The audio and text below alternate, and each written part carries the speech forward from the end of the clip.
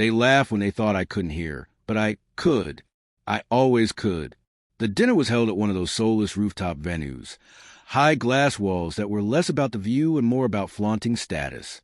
Cold light, polished cutlery. Faces stretched tight with fake smiles and forced laughter. It was her office's celebration. Promotions, achievements, champagne toasts. And beneath it all, betrayal, brewing and bitter. I stood at a table near the back, dressed in a suit she once picked for me when we still had dreams worth sharing. My name wasn't on the place card beside hers. Not really. It might as well have read Clueless Idiot. Freeloader. Beggar. That's what they call me. Half whispered, half shouted, but all sharp. Her colleagues. Her smug boss. The same one she used to call a little pushy but brilliant. Even the fresh-faced interns joined in, mouths curling around words they thought I couldn't hear. They clinked their glasses like it was sport. She didn't stop them. She leaned into her boss, said something in a silky whisper that made him choke on laughter, and wipe his mouth with a linen napkin. And I didn't storm out. I didn't shout or shed a tear. I smiled, because I had waited 6 long months for this moment. It hadn't always been this way. A decade ago, she used to trace the shape of my knuckles like they were sacred. Said I had the hands of a man who built things. Futures, homes, promises. We started with less than nothing. I worked double shifts while she studied for her MBA. Paid every fee. Skipped every luxury. She wept when I gave her a second hand ring. Swore I was her world.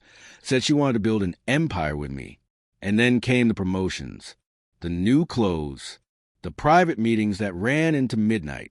The cologne clinging to her blouse that I didn't wear. The way she flinched when I reached for her phone. She mistook my quiet for blindness. She forgot that silence can be the sharpest form of perception. The real moment it all snapped into focus was at the airport. I'd gone to pick her up from a supposed leadership conference in Dubai. Her suitcase still wore a baggage tag from Rome. I didn't ask.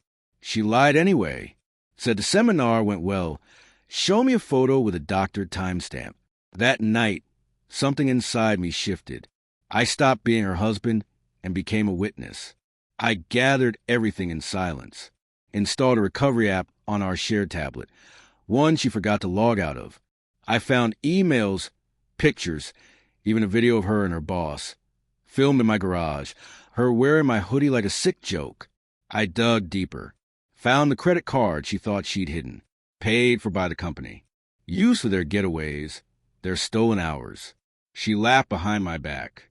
I built quietly behind hers. I met with a divorce attorney first, one who specialized in corporate scandals and asset tracing. Then I made an appointment with the company's board president, a man whose eyes missed nothing and whose patience for impropriety had long since worn thin. I told him I was just a concerned spouse. He gave me his card. I gave him proof. The dinner party was my finale. I arrived fashionably late in a plain black suit, no tie. Nothing flashy. Just a flash drive in my pocket and a script I'd rehearsed until my voice forgot how to shake. The toast was in full swing when I entered. She blinked when she saw me, just a flicker, then slipped on her usual social smile like armor. Her boss's arm curled around her chair like I didn't exist. I found my seat, saw the place card, heard the laughter, and I waited. When the room softened with wine and ego, I tapped my spoon against a glass. May I say something? I asked. The room stilled, not out of respect, but curiosity. My wife tilted her head, amused. I turned toward the company president. I'm afraid I need to cut ties tonight, I said clearly, with your company, and with a woman I once thought I knew. Silence fell like a curtain.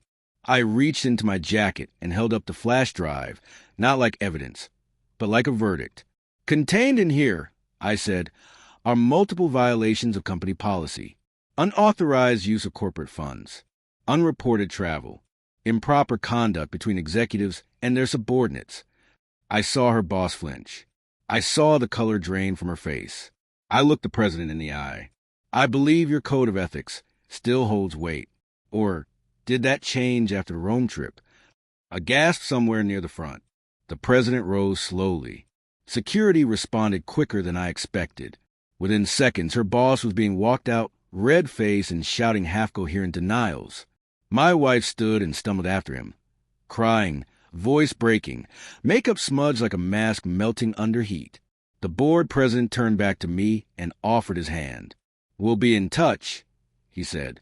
And we were. The fallout came fast. She was first suspended, then fired. Her name disappeared from the company's website overnight. Her boss faced an internal investigation. His resignation became public within a week. And me? I filed for divorce the next morning, kept the house, took my half of the assets, the ones she had once called hers, but were paid for with my sweat, my silence, my years. The last time I saw her, she showed up on my doorstep. No makeup, no ring, puffy eyes. She whispered it was a mistake. I met her gaze and didn't blink. "No," I said, "it was a choice." Then I closed the door. I don't lose sleep over any of it now, not even the laughter. Because vengeance isn't fury, it's patience. And justice doesn't shout. It arrives cold, clean, and exact. They call me trash. But trash can burn. And some things are better ash.